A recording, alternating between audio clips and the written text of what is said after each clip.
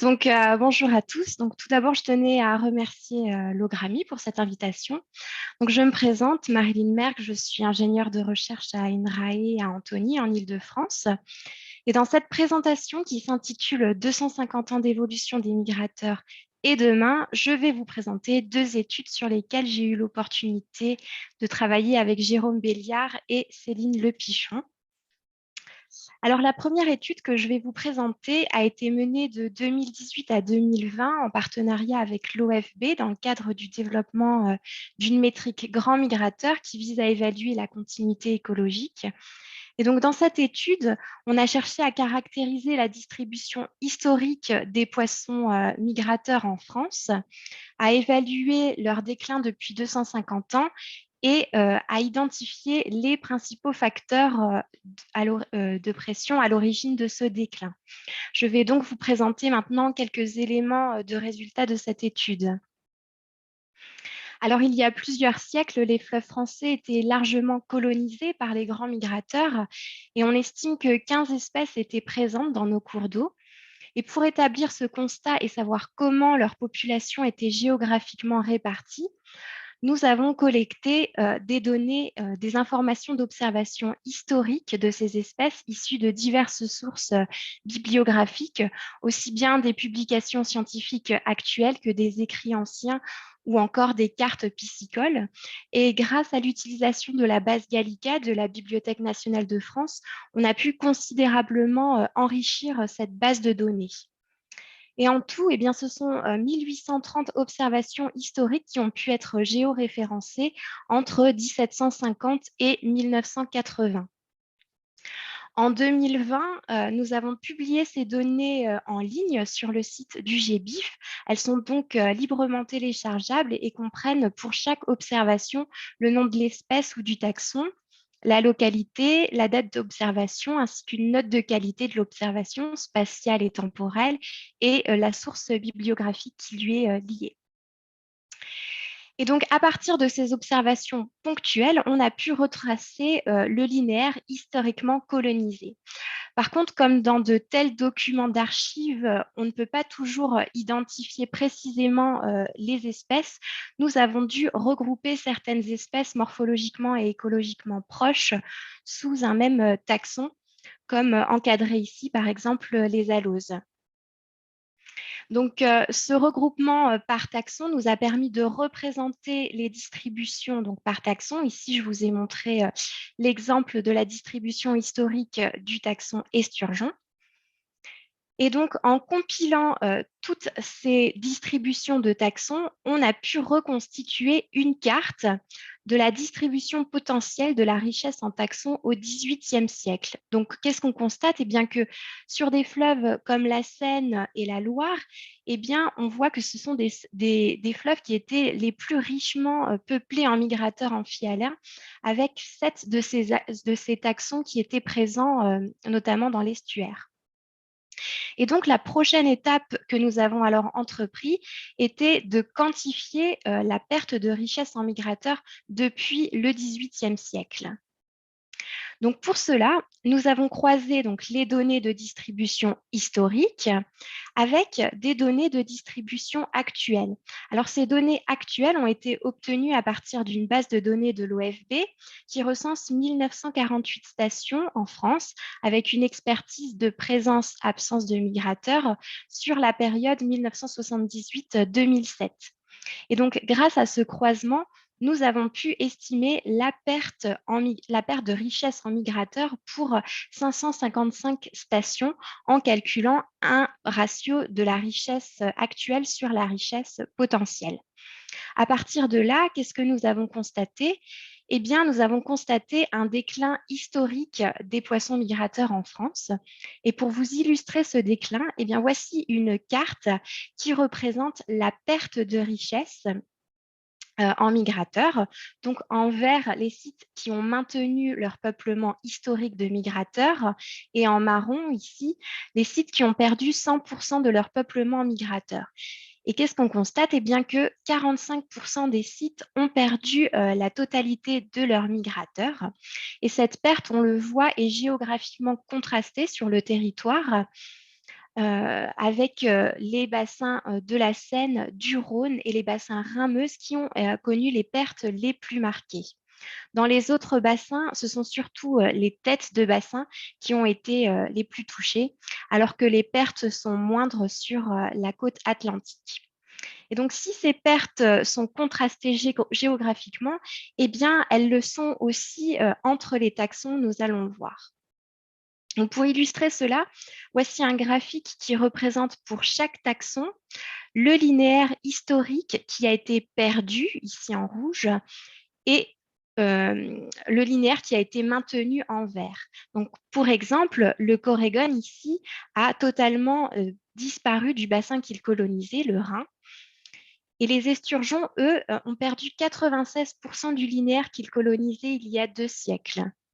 Pour les aloes, ce sont 69% qui ont été perdus et les salmonidés migrateurs, 64%. Alors que d'autres espèces comme le mulet et les mulets et les perlans ont connu des pertes plus modérées. Donc, pour aller plus loin, nous avons modélisé cette perte pour savoir quelle variable expliquait le plus cette perte de richesse.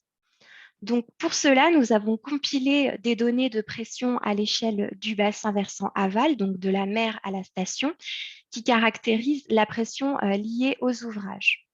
Nous avons compilé aussi des données à l'échelle de la station qui caractérisent l'altération de l'hydrologie, l'altération de la qualité de l'eau et de la morphologie. Et nous avons aussi utilisé une variable de distance à la mer.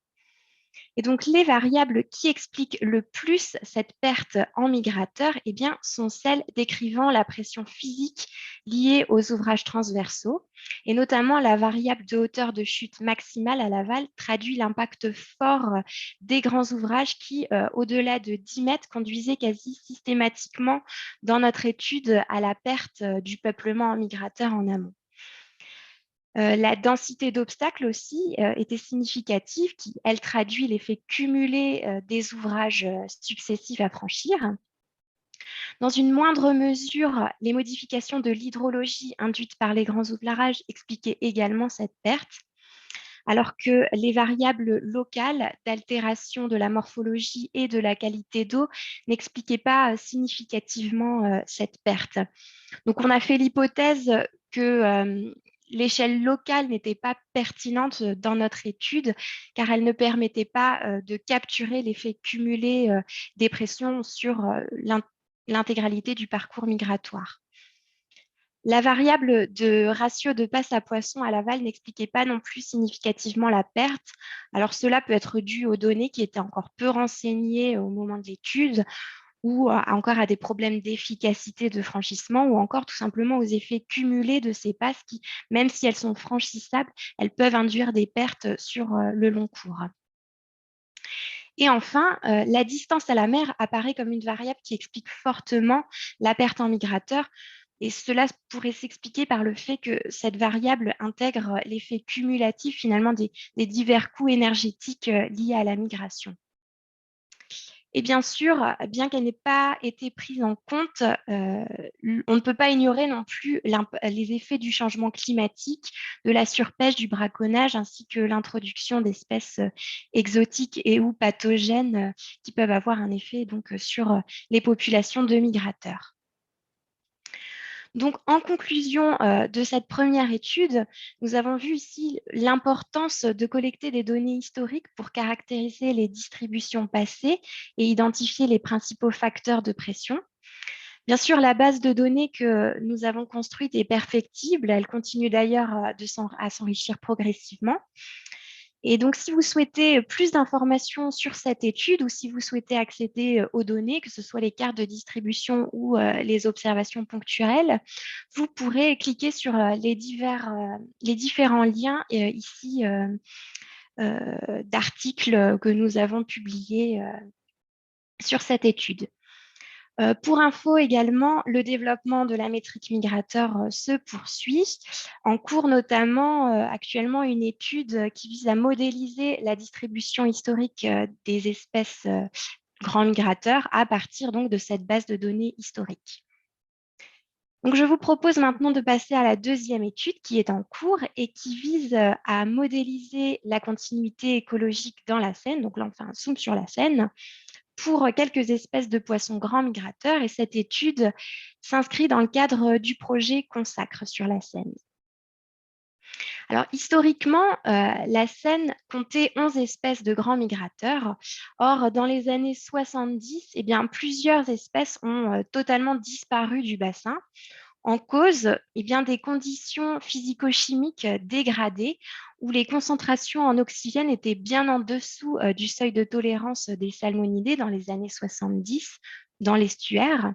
Et donc, l'oxygène marquait vraiment une barrière chimique à la migration qui venait finalement s'ajouter à l'impact des ouvrages physiques déjà présents. Heureusement, depuis les années 2000, on constate un retour progressif de certaines espèces grâce aux efforts menés pour améliorer la qualité de l'eau et le franchissement des ouvrages. Mais voilà, cette continuité écologique reste fragile dans un contexte de changement climatique, nous allons le voir. Donc, dans notre étude, comme je vous l'ai dit, on cherche à modéliser la continuité écologique. Pourquoi? Notre objectif, c'est finalement d'évaluer la capacité d'une espèce à atteindre un habitat cible, en l'occurrence ici une frayère. Donc, pour illustrer cela, on va suivre dans cette présentation le parcours d'une truite de mer adulte qui a grandi en mer et qui va remonter l'estuaire, le fleuve, puis les affluents pour rejoindre sa frayère.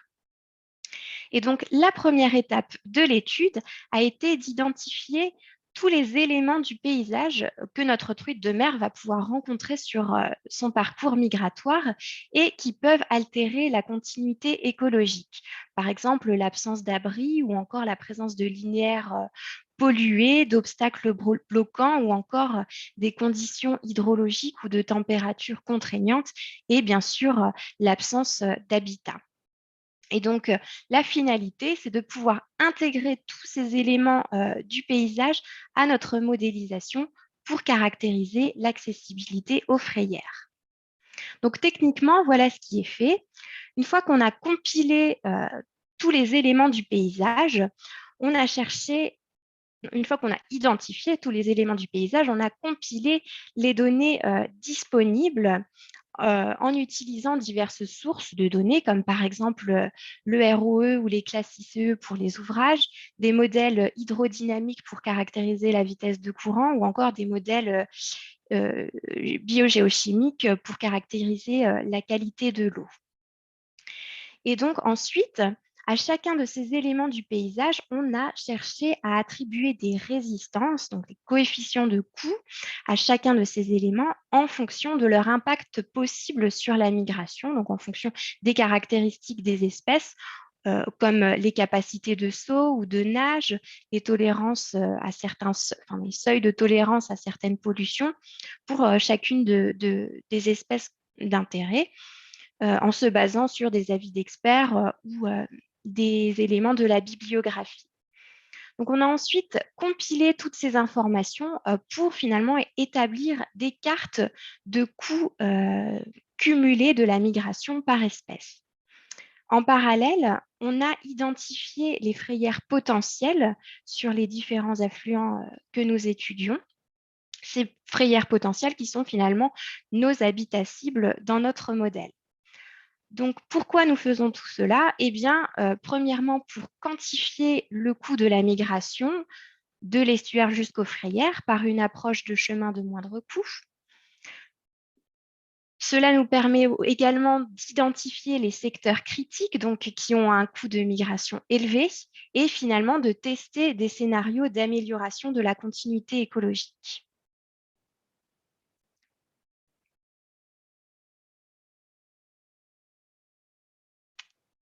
J'ai un petit blocage. Voilà, c'est bon, ça arrive. Donc, comme je n'ai pas encore généré les cartes de coûts cumulés total estuaire frayère, j'ai choisi de vous présenter quelques résultats en séparant les résultats sur l'estuaire ici en rouge, le fleuve en violet et sur un affluent d'intérêt qui est la Mauldre ici en orange pour différentes variables. Donc sur l'estuaire, on va étudier l'effet des températures sur la continuité écologique. Sur le fleuve, on va étudier l'effet de l'oxygène. Et sur l'affluent, l'effet des ouvrages transversaux sur la continuité écologique, toujours pour notre espèce truite de mer. Alors, dans l'estuaire, on a extrait des données de température issues du modèle Mars 3D développé par l'IFREMER. Et donc ici, je vous ai représenté le pourcentage du temps où la température de l'eau est supérieure à 20 degrés. Pour la première vague migratoire, qui est la vague printanière, ici, je vous l'ai représenté de juin à juillet. Donc, qu'est-ce qu'on constate? Eh bien que le linéaire est rouge, donc cela signifie que les températures sont au-dessus du seuil de tolérance des salmonidés dans plus de 50% du temps. Et donc, ces conditions de température, on peut l'imaginer, deviennent contraignantes dans l'estuaire lors de la première vague migratoire pour notre truite de mer. Ce qui pourrait aussi expliquer pourquoi, depuis quelques années, on constate une diminution des observations d'individus de truites de mer au niveau du barrage de Pose, qui est le premier barrage en venant de la mer sur la Seine. Donc, si on compare cette température pour la deuxième vague migratoire, donc ici de septembre à octobre, on constate ici que les conditions sont plus favorables pour la deuxième vague migratoire. Donc, on peut se demander comment ces conditions vont finalement évoluer dans un contexte de changement climatique. Est-ce que les vagues migratoires vont se décaler, comme nous l'a présenté hier Marion Legrand, ou est-ce que la vague automnale va être privilégiée par les salmonidés au détriment de la vague printanière? Donc, tout cela, ce sont des questions qui peuvent se poser. Donc maintenant, si on regarde l'oxygène dans la Seine, donc on a extrait des données d'oxygène issues d'un modèle biogéochimique qui inclut également les rejets de stations d'épuration.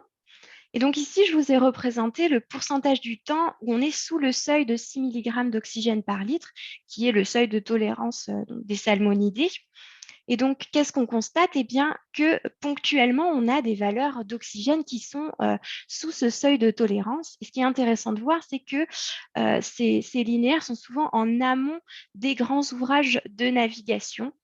Notamment ici à Méricourt, on est dans plus de 50% du temps sous ce seuil de tolérance.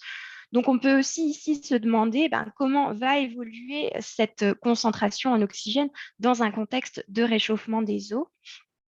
Et il faut aussi voir que cette condition, donc ces conditions contraignantes d'oxygène viennent aussi s'ajouter finalement à l'impact des ouvrages physiques déjà présents. Donc, je vous propose maintenant de faire un zoom sur notre affluent d'intérêt qui est la Mauldre. Et donc, on a cherché ici à étudier l'impact des ouvrages transversaux. Mais d'abord, ce qu'on a réalisé, c'est un inventaire de terrain des frayères potentielles. Donc, on en a déduit que 22% du cours d'eau était potentiellement disponible pour la reproduction des truites de mer. Cependant, on a aussi constaté la présence de nombreux ouvrages transversaux qui étaient parfois infranchissables et pouvaient compromettre l'accès à une partie des frayères.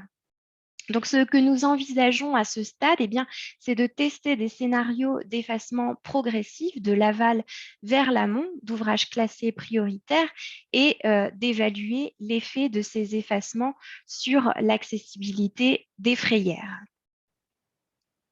Donc, en conclusion de cette étude, nous avons vu que au cours du XXe siècle, plusieurs espèces de grands migrateurs avaient totalement disparu du bassin de la Seine et qu'on constate un retour progressif depuis les années 2000. Or, nous avons vu que cette continuité écologique reste fragile dans un contexte de changement climatique, avec des températures de l'eau dans l'estuaire qui sont régulièrement supérieures au seuil de tolérance des salmonidés, des concentrations en oxygène également sous le seuil de tolérance, en amont des ouvrages notamment, ainsi que la présence de petits ouvrages bloquants qui peuvent compromettre l'accès aux frayères sur les affluents. Donc, je trouve que cette étude, finalement, montre vraiment l'importance de penser la continuité écologique et la restauration à une échelle cohérente, c'est-à-dire ici de l'estuaire à la frayère, pour finalement intégrer toutes les pressions. Et je pense qu'il est important aussi d'appréhender cette continuité écologique sous tous ses angles, avec une approche habitat centrée, en l'occurrence ici les frayères, et non pas toujours habitat centré. À suivre, donc comme je vous le disais, on va chercher à intégrer des scénarios d'effacement d'ouvrage dans notre modélisation, ainsi que des changements climatiques pour voir l'impact que ça aura sur l'accessibilité des frayères des différentes espèces que nous étudions. Et donc, si vous voulez plus d'informations sur cette étude ou sur le projet en général, vous pourrez accéder au site du projet Consacre. Je vous remercie pour votre attention.